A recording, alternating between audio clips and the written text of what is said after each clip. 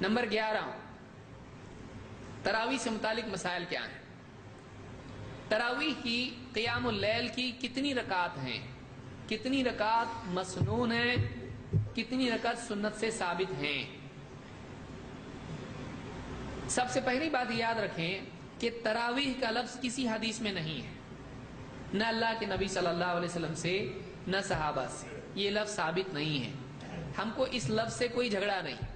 بعض لوگ کیا کرتے ہیں کہ تہجد الگ ہے، تراویح الگ ہے، تو سوال یہ پیدا ہوتا ہے کہ تراویح کا لفظ الگ ہے، یہ نماز الگ ہے، اور تہجد الگ ہے، یہ فرق آپ کہاں سے لائے؟ یہ لفظ ہی اللہ کے نبی صلی اللہ علیہ وسلم نے نہیں بتایا، یہ لفظ ہی نبی صلی اللہ علیہ وسلم کے صحابہ نے نہیں بتایا، آپ نے لفظ بنایا اور اس کی بنیاد پر الگ کر رہے آپ اس کو۔ ویسے ہی جیسے کوئی آدمی کہے کہ صلاۃ الگ ہے، نماز الگ ہے، تو نماز قرآن و سنت میں ہے، نماز کا لفظ عربی میں ہی نہیں ہے تو قرآن و سنت میں کہاں سے آئے گا؟ لیکن اس لفظ کو آپ نے بنایا اور آپ اس کی بنیاد پر کہہ رہے ہیں صلاۃ الگ ہے، نماز الگ ہے، لہٰذا وہ جو مؤذن کہہ رہا ہے حی علی الصلاۃ وہ کچھ اور ہے، وہ نماز کے لیے نہیں بلا رہا ہے، تو اس آدمی کو مجنون کہیں گے لوگ، پاگل ہو گیا ہے تو۔ صلاۃ ہی نماز ہے، بولے نماز الگ ہے صلاۃ ہے، ایسا نہیں ہے، لفظ الگ ہے لیکن کام ایک ہی ہے، کام ایک ہی ہے۔ تو یہاں پر تراویح اور تہجد، قیام اللیل، قیام رمضان، یہ سب کے سب کیا ہیں؟ ایک ہی ہیں، ایک ہی ہیں، الگ الگ نہیں ہے۔ کوئی آدمی کہتا ہے رحمان الگ ہے، رحیم الگ ہے، کرتا ایسا بہت ماریں گے پکڑ کے لوگ، دو دو معبود بنا رہا ہے۔ تو اللہ کے الگ الگ نام ہیں کہ نہیں؟ الگ نام ہونے سے کیا الگ ہو جاتا؟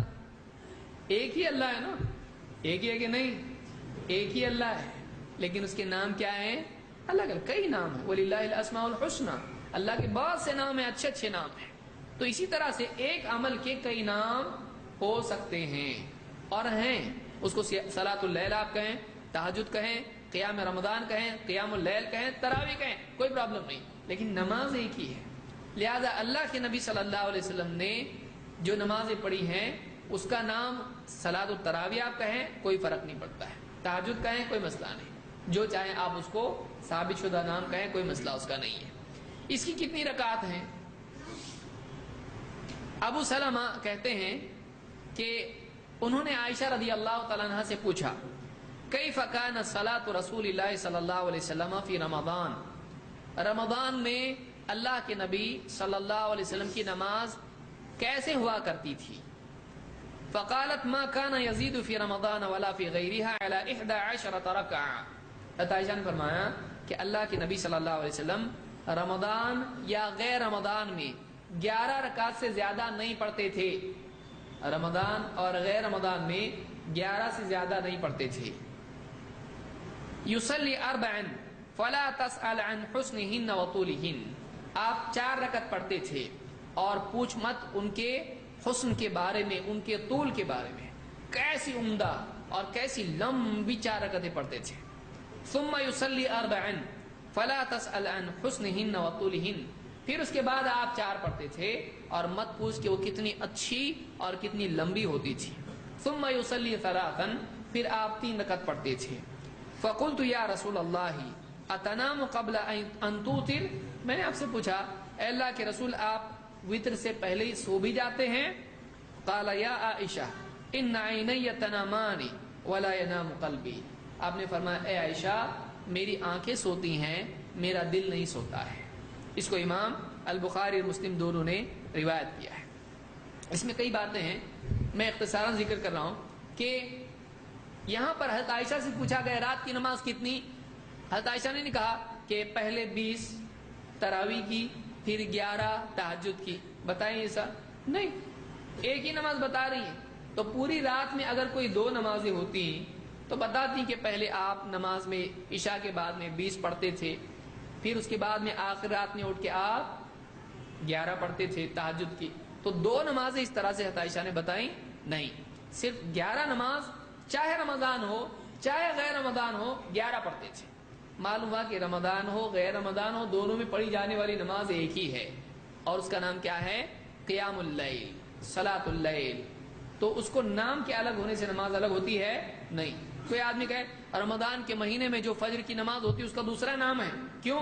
بولے سال بھر الگ ہوتی ہے، رمضان میں الگ ہوتی ہے. کیوں بھائی؟ رمضان میں بھی وہی ہے اور سال بھر بھی وہی ہے. 5 نمازوں کے نام بدلیں گے آپ رمضان میں، رمضان فجر، رمضان ظہر، رمضان عصر، رمضان عشاء کر سکتے آپ؟ تو رمضان کا مہینہ آیا تو اس سے پرابلم کیا ہے آپ کو؟ وہ ایک ہی نماز ہے، چاہے رمضان ہو غیر رمضان ہو. تو اس کے لیے آپ نام بدل کر اس کو زبردستی نماز الگ بنا دو، یہ غلط ہے.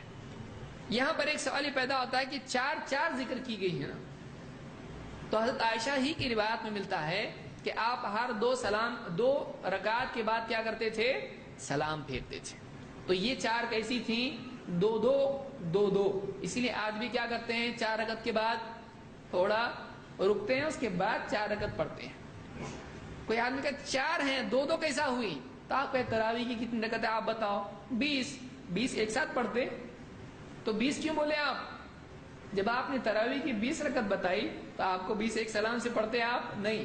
تو تراویح کی 20 رکعت جب آپ کہہ رہے ہو تو اس میں آپ کے دل میں آپ کو معلوم ہے 20 لیکن کیسی؟ 2-2-2-2.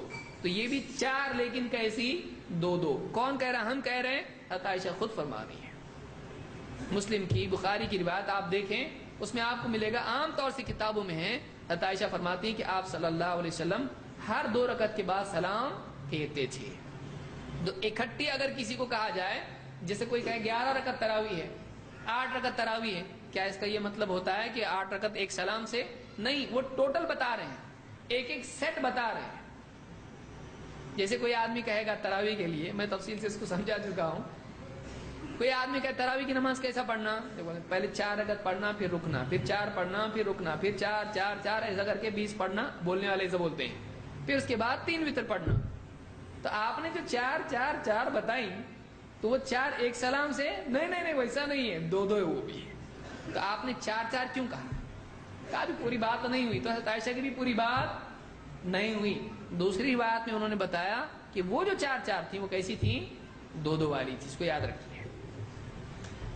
تو رمضان میں یا غیر رمضان میں رات میں اگر کوئی آدمی نماز پڑھتا ہے، اس کی نماز کتنی ہے؟ صلاۃ اللیل 11 رکعات ہے. اس کو بخاری اور مسلم دونوں نے روایت کیا ہے.